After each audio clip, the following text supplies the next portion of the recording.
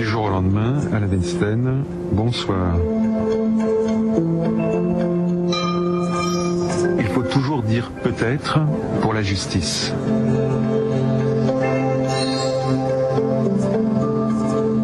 Du jour au lendemain avec Jacques Derrida qui publie Force de loi chez Galilée.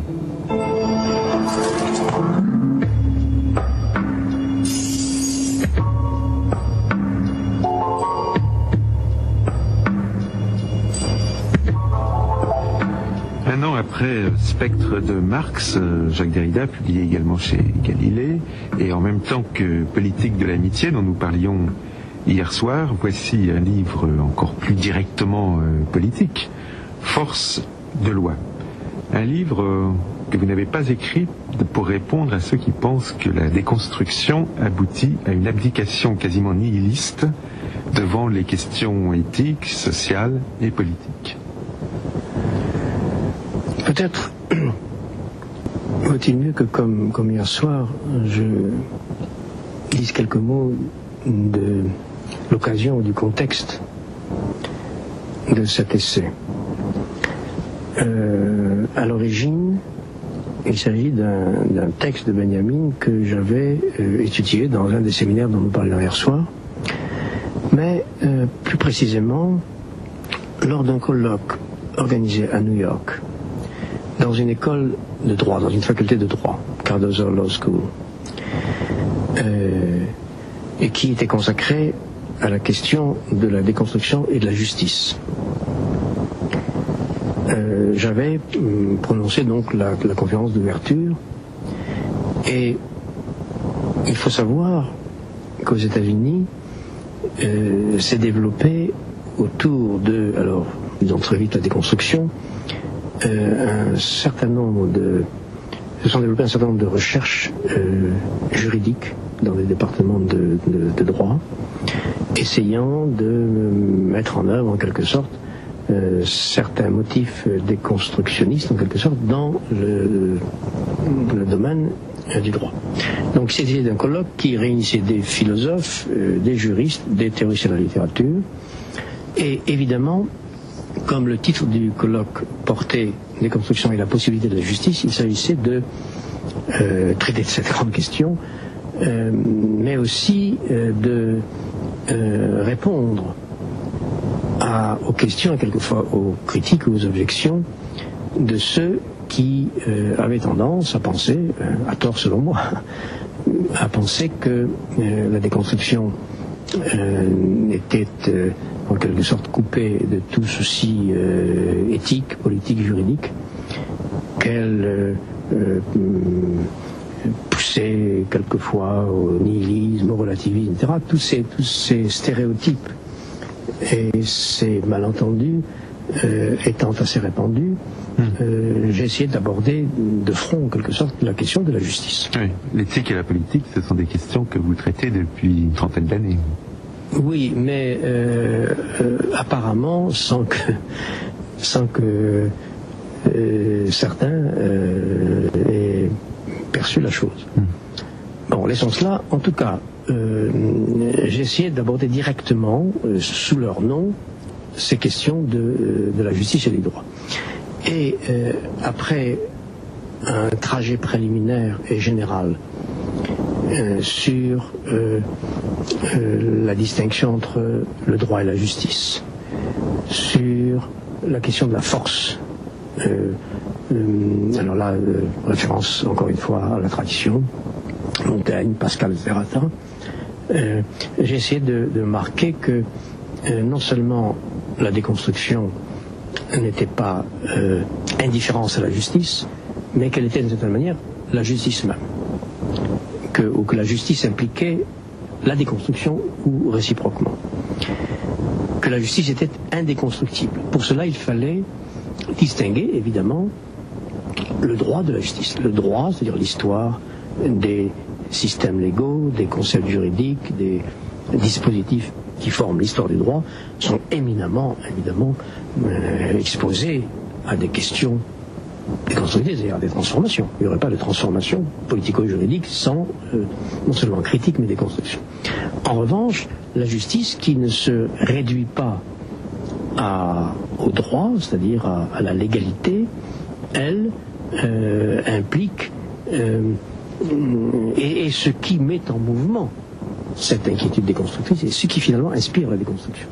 Alors, ayant essayé de démontrer cela, c'est la première partie de l'essai, j'ai, à titre d'exemple, mais c'est plus qu'un exemple, proposé une lecture d'un essai de Benjamin qui s'intitule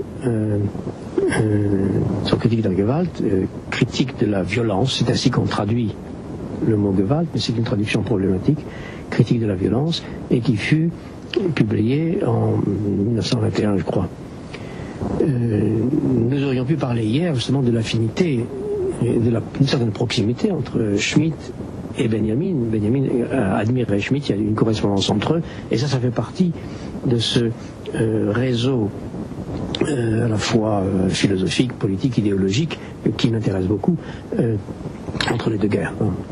Donc cet essai de Benjamin, que Schmitt a aimé d'ailleurs, pose la question de ce que c'est que Gewalt, c'est-à-dire violence, bien sûr. Mais en allemand, Gewalt, ce n'est pas simplement la violence, c'est aussi l'autorité, c'est le pouvoir, c'est-à-dire la force de loi. La loi en tant qu'elle implique la force. Et comme vous le savez, et là on n'a même pas besoin de remonter à Pascal et à Montaigne, Kant par exemple définit le droit comme ce qui implique dans son concept la force, l'exercice de la force pour son application. Il n'y a pas de droit sans force. Alors Benjamin propose une réélaboration de cette question de la violence comme droit, comme pouvoir, si vous voulez. Alors j'ai suivi pas à pas cet essai, et pour à la fois en retenir un certain nombre d'analyses, de conséquences, et pour marquer à un certain point la limite de sa pertinence. Parmi les concepts organisateurs de cet essai, il y a une opposition à laquelle Benjamin tient beaucoup, c'est celle entre ce qu'il appelle une violence fondatrice de droit et une violence conservatrice de droit. La violence fondatrice, c'est cette violence qui fait que on ne peut pas fonder un droit autrement qu'à partir d'un non-droit, autrement dit, l'établissement d'un droit, l'institution, une constitution par exemple, est un acte performatif qui ne se garantit par rien qui le précède en quelque sorte. D'une certaine manière, la fondation du droit le plus légitime est illégale, est une violence. Et il n'y a pas de droit sans cette violence originaire en quelque sorte. Et puis il y a la violence conservatrice, la violence qui entretient la tradition de ce droit. Il distingue entre ce droit et la justice précisément. Et le schéma, pour le dire de façon naturellement un peu rapide, le droit dont il parle, la tradition du droit dont il parle est celle d'un droit grec, européen grec, qui l'oppose, et qui est aussi mythologique, qui implique la mythologie, qui l'oppose à une justice de nature plus visiblement hébraïque ou juive. Alors, je suis l'itinéraire de Benjamin pas à pas. Ces références, c'est un texte à la fois marxiste, néo-marxiste, grande référence à Sorel aussi, à la grève révolutionnaire. Il distingue entre une grève prolétarienne qui a pour grève générale qui a pour visée de rétablir l'État, et une grève qui a pour visée d'abolir l'État. Alors j'essaie de suivre la logique de cette opposition jusqu'au point où elle me paraît s'emporter elle-même, se détruire elle-même. C'est-à-dire que finalement, la violence dite conservatrice ne peut pas s'opposer à la violence fondatrice, et qu'une violence conservatrice du droit implique la répétition de l'origine, de même que l'origine fondatrice en appelle elle aussi à sa propre répétition, sa propre reproduction. Ce qui fait que cette opposition, en fait, n'en est pas une, et si cette opposition s'effondre, à ce moment-là, c'est toute la machine théorique que propose Benjamin qui est menacée. Alors c'est de montrer en quoi ce discours se déconstruit lui-même, s'auto-déconstruit en quelque sorte. Et la question qui reste, c'est celle de ce qui reste justement après l'autodéconstruction d'un discours aussi fort. Hein. Il faut naturellement être attentif au moment historique de ce discours, c'est-à-dire la fin de la Première Guerre mondiale, le moment où la démocratie parlementaire était critiquée de tous les côtés en Allemagne, où ce qu'on appelait à ce moment-là le pourrissement de la représentation parlementaire, menacée par les médias, la transformation de l'espace public à laquelle Schmitt était aussi attentif, mais comme beaucoup d'autres Allemands. C'est dans ce contexte-là de critique marqué par un certain marxisme du parlementarisme que ce texte s'inscrit, se construit. Hein. Et il y a beaucoup à lire, à interroger, à retenir de ces critiques. Comment peut-on les ajuster, quelle partie en tirer, quelles sont leurs limites, comment à la fois les réaccréditer et les discréditer aujourd'hui. C'est ça l'horizon de cet essai. Je crois que me souvenir que vous dites de ce texte, Jacques Derrida, qu'il est trop heideggerien pour vous. Oui, il y a dans ce texte, il n'est pas seulement trop heideggerien, mais enfin, il y a dans ce texte, comment dire, un culte n'est pas un bon mot, en tout cas une prise au sérieux d'une origine pure, hein, qui me paraît, de ce point de vue-là, marqué par un certain terreau commun à Heidegger et à quelques autres. Il faut dire que ce texte, pour rappeler encore des circonstances, que ce texte que j'ai présenté une première fois à New York dans le contexte que j'évoquais tout à l'heure, vous l'avez distribué je l'ai ensuite, pour sa seconde partie, lu dans un autre contexte où il était question de la Shoah, des limites de la représentation. C'était un colloque organisé par Sel Friedlander à Los Angeles, où la question était celle de l'Holocauste et des limites de la représentation. Et il y a dans le texte de Benjamin, je le dis à la fin, en post-scriptum, il y a dans le texte de Benjamin, dans tout ce qu'il dit notamment à la fin de la justice divine, du châtiment, de la violence divine, des échos ou des connotations qui m'ont fait un peu trembler. Ça fait partie, c'est-à-dire Benjamin, le texte de Benjamin fait partie pour moi, comme un certain nombre d'autres, de ce texte très équivoque, comme celui de Schmitt, plus qu'équivoque, dont il faut beaucoup se méfier aujourd'hui, mais qu'il faut travailler, qu'il faut relire autrement, sans avoir peur de leur équivoque. Il faut au contraire traiter comme tel.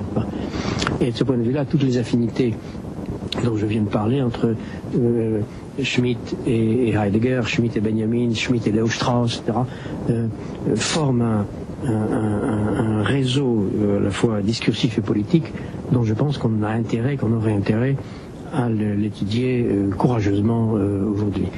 Un des séminaires auxquels je faisais allusion tout à l'heure concernait justement ce que j'appelais la psyché judéo-allemande, c'est-à-dire la figure de cette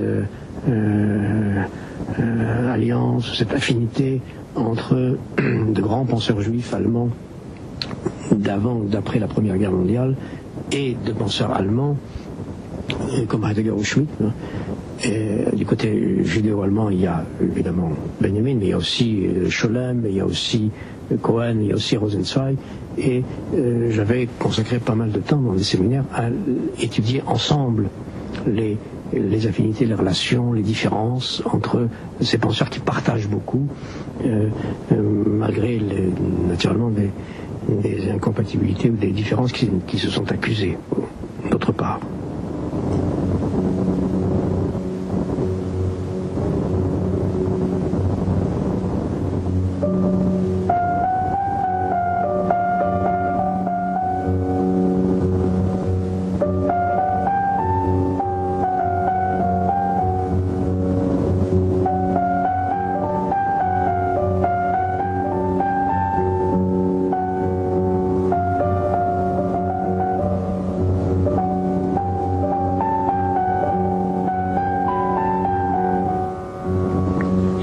Jacques Derrida, que nous avons commencé par la fin, c'est-à-dire par la seconde partie de votre essai Force de loi, intitulé Prénom de Benjamin, et nous n'avons pas fait encore allusion au sous-titre que vous avez donné à ce livre, Le fondement mystique de l'autorité, fondement mystique de l'autorité étant entre guillemets.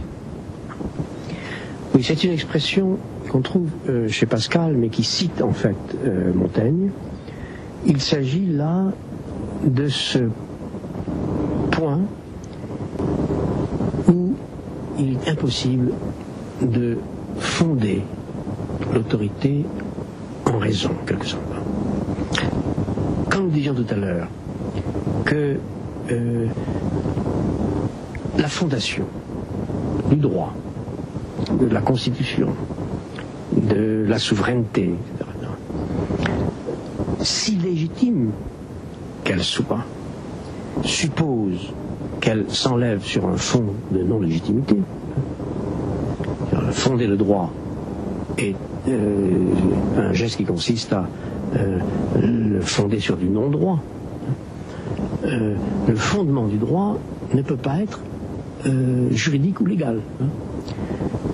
De même, le fondement de la raison, l'origine de la raison, n'est pas rationnel. Dire cela, ça ne veut pas dire que l'origine de la raison est irrationnelle ou que le fondement du droit est illégal ou illégitime, mais ça veut dire qu'il faut bien supposer une veille non juridique ou non légale du droit et une veille non rationnelle de la raison.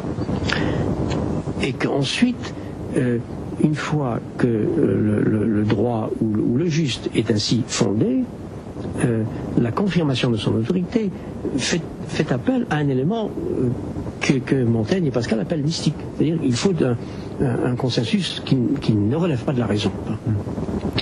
De la même manière, Montaigne, dans un des textes voisins de ceux dont nous parlons, parle de la fiction qui fonde notre droit. Il faut une fiction, c'est-à-dire l'invention de quelque chose de non naturel pour fonder le droit. Donc cet élément de fiction non rationnelle, et non pas irrationnelle, c'est ce qui s'appelle ici mystique. C'est-à-dire, au fond, une adhésion à quelque chose qui ressemble à un secret, même si ce n'est pas secret. C'est une adhésion un acte de foi, en quelque sorte. Et j'ai essayé de montrer que cette mysticité, en quelque sorte, était structurelle. Et ça n'est pas mysticisme ou obscurantisme ou irrationalisme que de reconnaître cette force performative non légale, non juridique et non rationnelle à l'origine de la raison juridique ou de la raison politique. L'autorité des lois vient de ce qu'on y croit, quoi, c'est tout.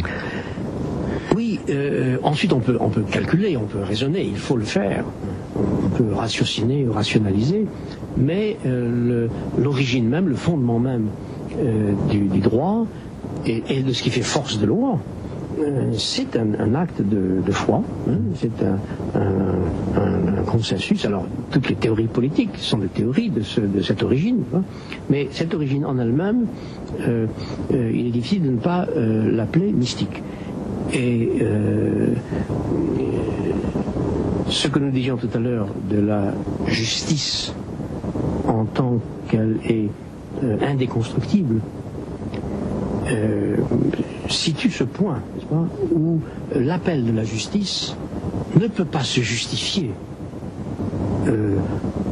dans un discours juridique, un discours de la raison juridique. L'appel de la justice, il se justifie lui-même et il n'a pas d'autre recours que de se justifier lui-même par la justice elle-même. Alors là, évidemment, ça suppose, ça j'essaie de de travailler à cela dans d'autres textes, dans le spectre de Marx en particulier, il faut s'entendre sur ce que veut dire juste, sur l'histoire du juste, dans toutes les langues, Dickey n'en étant qu'un exemple, et tous les paradoxes qui habitent cette histoire du juste.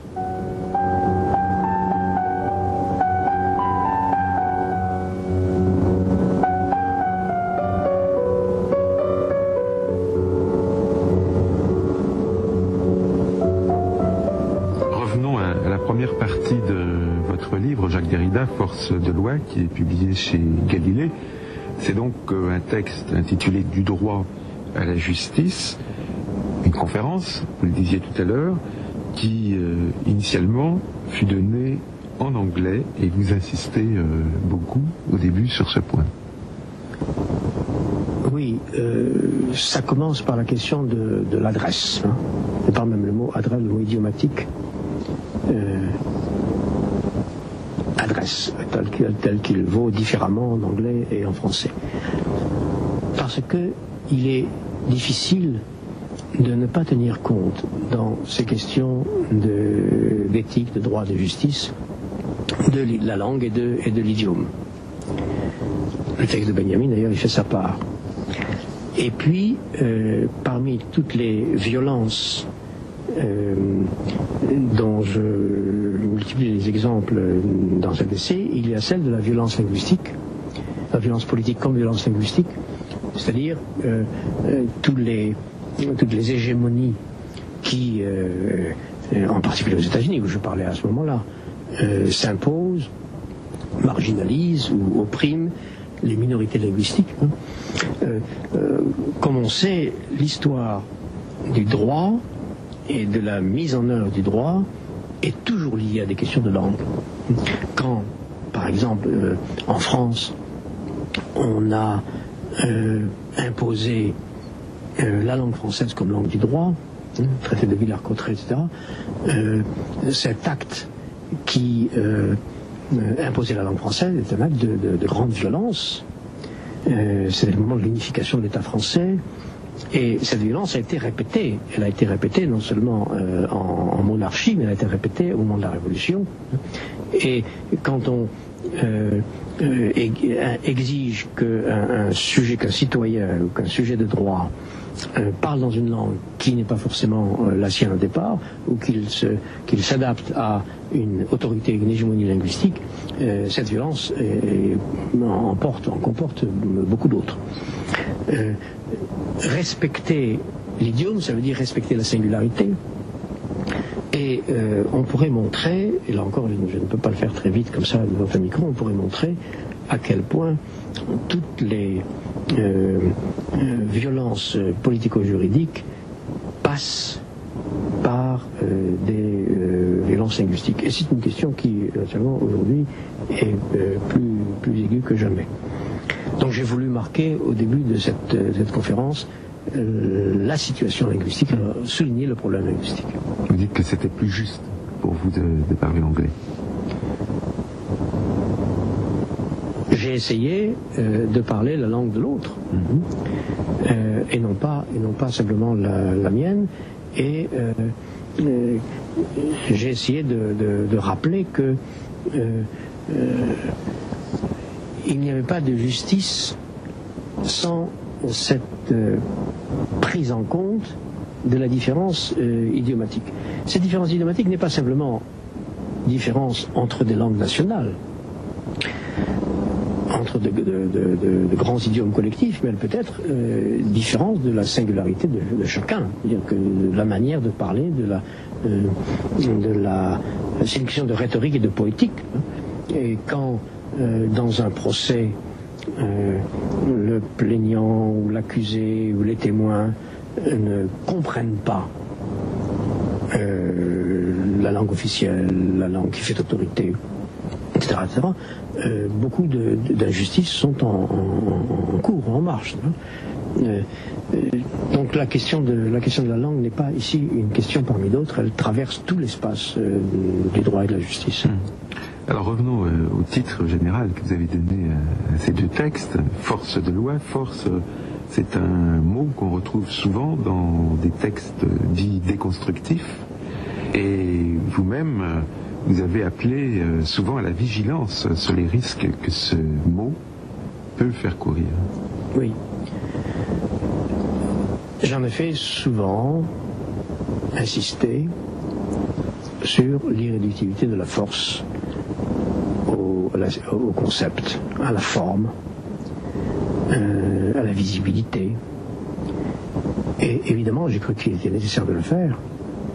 Mais en même temps, si j'ai essayé d'être, comme vous le disiez, vigilant à cet égard, c'est parce que je vois bien le risque qu'il y a à, non pas à célébrer, je ne l'ai jamais fait, mais à prendre au sérieux l'irréductibilité de la force. Parce qu'on est très vite, on peut être très vite conduit justement au culte de la force pour la force, donc de la violence, de la puissance, et c'est exactement le contraire que je voudrais faire.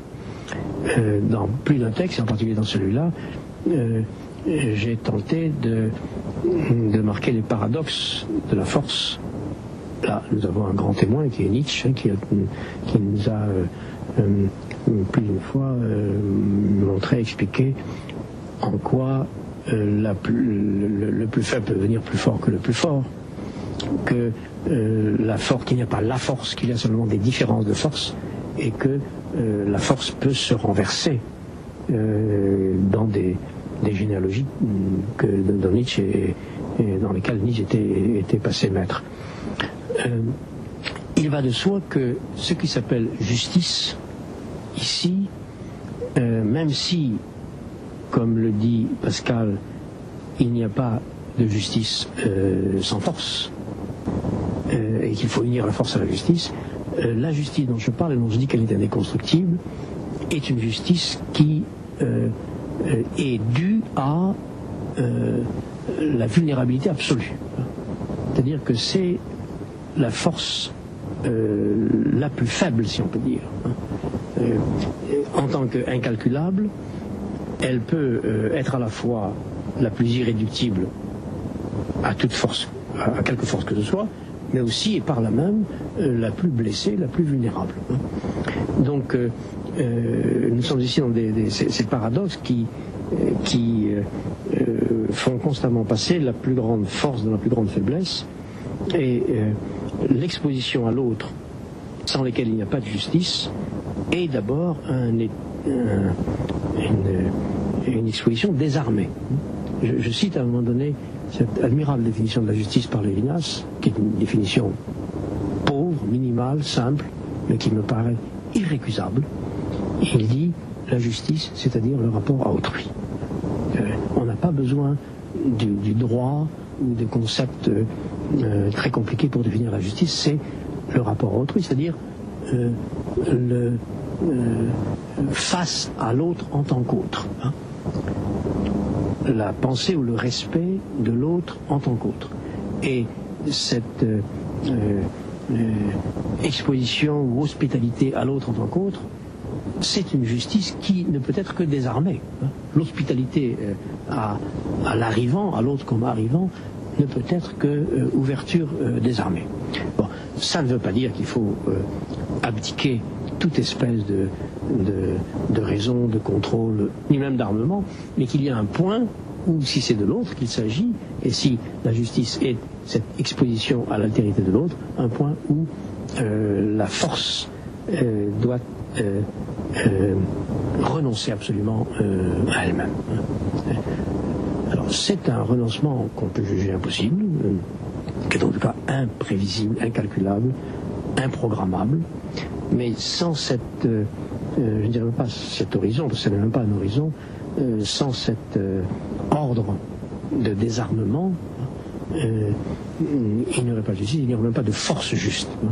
Alors comment accorder ou articuler entre elles la force nécessaire, la force de loi, et la justice sans force? Ça, c'est le problème politique, mais pas seulement le problème politique. C'est donc difficile de mettre ensemble, comme le voulait Pascal, la justice et la force. La justice comme telle, oui. Pascal, la question de sémantique, je pense que quand il disait justice, il pensait aussi droit. c'est-à-dire justice politique, justice effectivement mise en œuvre, enforced comme on dit en anglais. Je me suis servi du mot anglais là, parce que les Anglais disent to enforce the law, c'est-à-dire appliquer la loi, c'est lui donner la force. Hein. Quand Pascal parle dans ce célèbre mot qu'on a cité de mille façons, à savoir il est juste que ce qui est juste soit suivi, il est nécessaire que ce qui est le plus fort soit suivi, la justice sans la force est impuissante, la force sans la justice est tyrannique, il faut donc mettre ensemble la justice et la force. Quand il dit cela, je crois qu'il a en tête le droit plutôt que la justice, hein, au sens des distinctions que nous faisions tout à l'heure. Ça, ce sont des pensées qui ont été censurées dans l'édition de Port-Royal.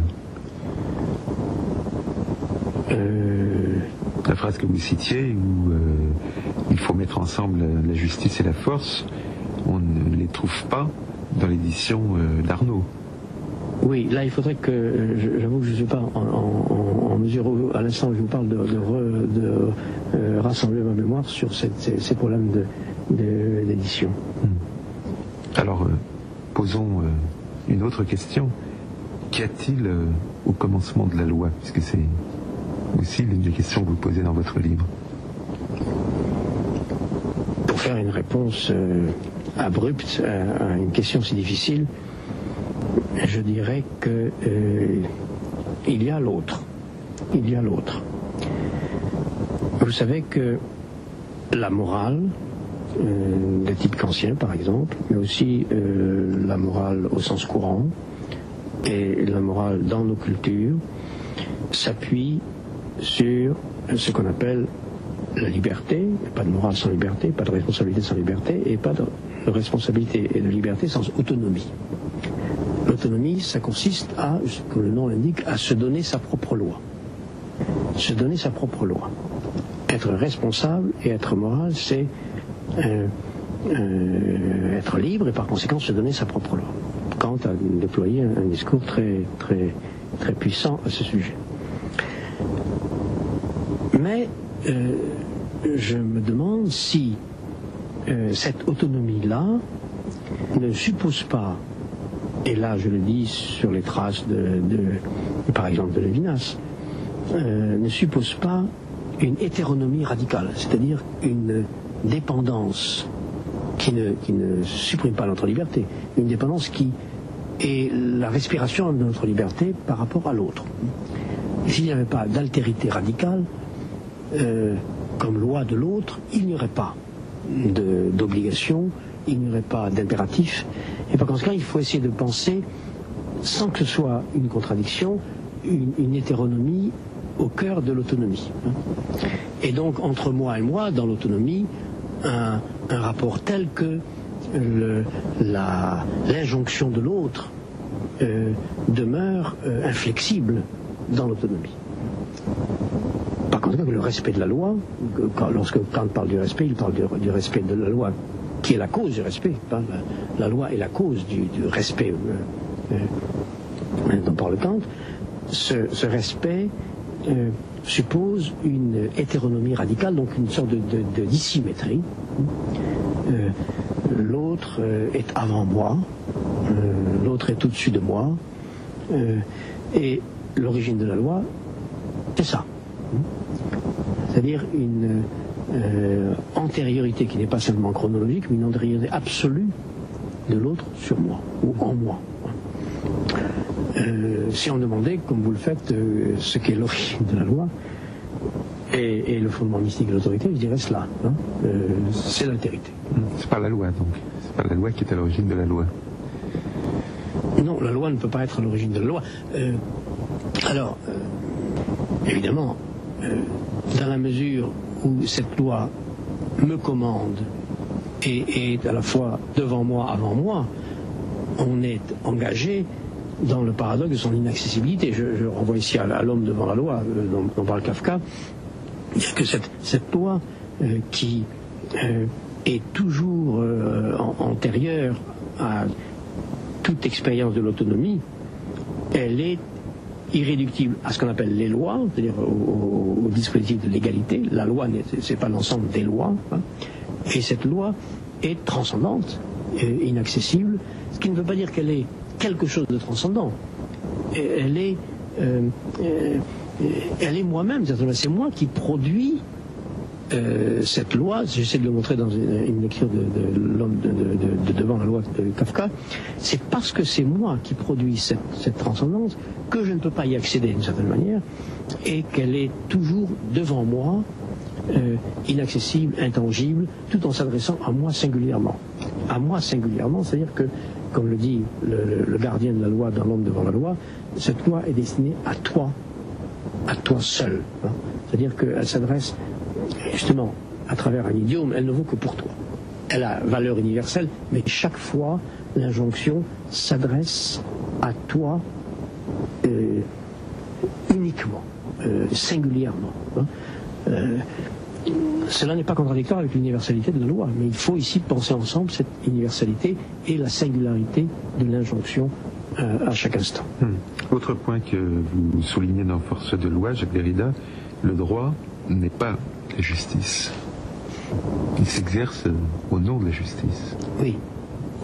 Si on appelle droit, là, il faut naturellement s'entendre sur l'usage des mots et l'extension des concepts.